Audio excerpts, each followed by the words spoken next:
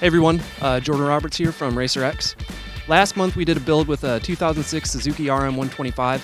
This month we did it a little bit differently. We switched brands, we doubled the CCs, but we did stick with two-stroke and one other thing. That's right, yellow plastics. So I ended up finding this bike on Craigslist, and I met a hillbilly down at some Walmart, picked it up, rode it the first time, and it seized up. So called 1110 Mods after that, and fortunately for us, they were willing to take it in and give it the full race prep.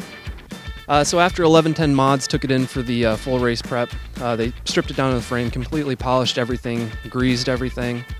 They had to get the cylinder replated because that was destroyed, as was the piston, since it seized up. Also found some weird things like clutch plates in the transmission. Don't ask me how that happened.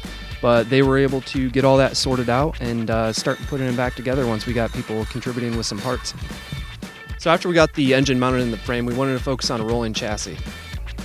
All of the bearings were pretty much junk, so we got some help from Pivot Works and Bearing Connections. They sent in a bunch of stuff like that, like linkage bearings, swing arm bearings. We also got some steering stem bearings from Applied, as well as a triple clamp kit that they sent in. It's a factory RS series.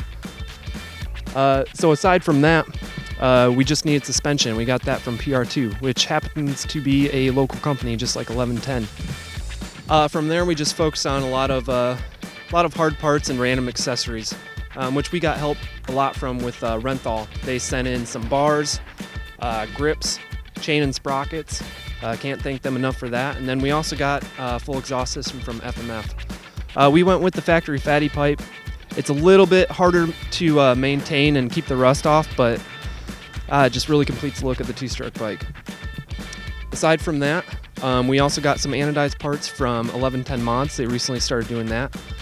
So they made some pretty nice anodized brake calipers for us. And finally, to confront the elephant in the room, yes, this is a yellow Yamaha. UFO sent over some of the restyled yellow plastics, which are pretty cool. Normally people run like a Hurricane graphics kit with these plastics. But since they are restyled and they have more of an aggressive look, we decided to stick with something modern. So we called up 180 Decals, and Briar hooked us up with a pretty good looking kit. We had not a whole lot of input on what he was going to go for, and we think he really hit it out of the park with this one. Well, now it's time to actually do some laps on this thing, so we're going to hand it over to one of the guys that actually helped build this, Dylan Susser, our in-house fast guy.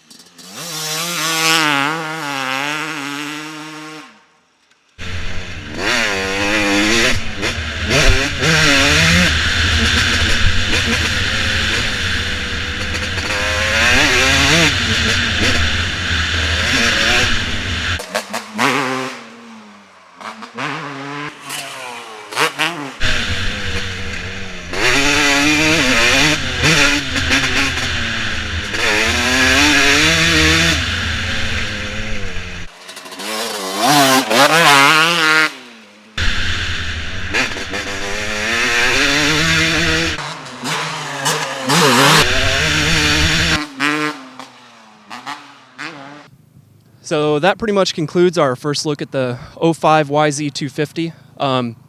It is a fun bike. I have gotten a chance to ride it, but not today. the other guy that did, Dylan, if you want to come over here, he can tell us a little bit about the bike.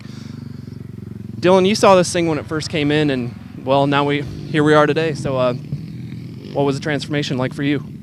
Yeah, you know, it was definitely really cool to see it come into the shop and be this blue hunk of crap that you bought off Craigslist. You know, it was definitely cool to see it in the progress getting built, and then seeing the finished product, and then being able to ride it out here today was definitely a pleasure. Yes, it definitely was a blue hunk of crap, and then it was a bag of crappy bolts and charred parts, and, well, yep, big nasty yellow machine today that rips. So thanks to everyone that contributed to the project, and thanks for everyone that watched today.